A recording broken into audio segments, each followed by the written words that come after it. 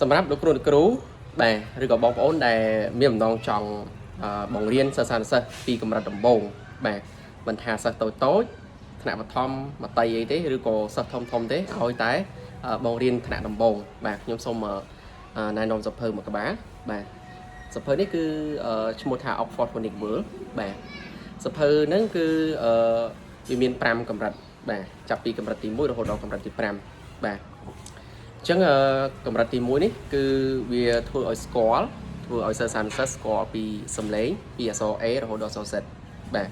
ចូលដល់ A sound A sound A អញ្ចឹងទៅណាវាមានរូបភាពមានអីស្អាតបាទឥឡូវទៅ A អញ្ចឹងមាន5មាន4ពាក្យអញ្ចឹងទៅ A មាន apple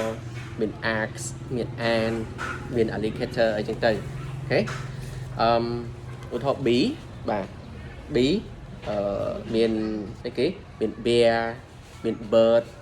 មាន bud មាន banana អីចឹងទៅអូខេបាទហើយ C បាទ C sound ខអញ្ចឹង C sound ខមាន cat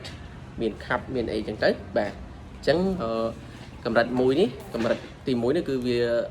ជួយឲ្យសិស្សានុសិស្សដែលរៀនដំបូងគឺចេះសំឡេងពី A ដល់ Z បាទចូលដល់ភាគ2ចាប់ពីភាគ2ទៅក្រោយពីចប់ភាគ1គឺយើងស្គាល់សំឡេង A ដល់ Z ដល់ភាគ2គឺយើងចាប់ផ្ដើមប្រកបបាទចាប់ផ្ដើមប្រកបបាទប្រកបមិនលើឧទាហរណ៍ថាអូខេឧទាហរណ៍ថាស្រៈ A គេថាស្រៈ A sound A មក M sound M AM អញ្ចឹងគេឲ្យប្រកបជាស្រៈ AM ឧទាហរណ៍ររអាមរាមជាអាមចាមបាទ